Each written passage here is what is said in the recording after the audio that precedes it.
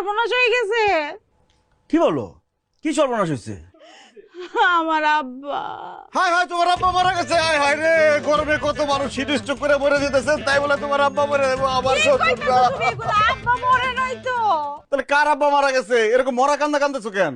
আমার আব্বার যে কালা মোটা ছাগলটা ছিল না, এটারে খুঁজে পাওয়া যাইতেছে না। হায় হায়, কও কি? ছাগল খুঁজে পাইতেছো না? ছাগল চুরি হয়ে গেছে? কোন জায়গায় ছিল? ছাগল দেখতে কেমন ছিল? আরে বিলের পারে ছাগলটা ছিল, পরে আনতে গিয়া দেখে ছাগলটা নাই। আমার মনে হয় ছাগলটা কেউ লয়ে গেছে, নিয়ে খাওয়া ফেলাইছে। কালো ছাগল বিলের পাশে বান্ধা ছিল। ইস, ওই ছাগল তো আমরা চুরি করছি। হায় হায় রে, শেষ পর্যন্ত নিজের শ্বশুরের ছাগল চুরি করলাম।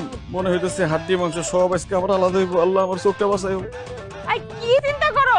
ছাগলটারে খুঁজে বাই করতে হবে না? সেই চিন্তাই করতেছি। হ্যালো মা।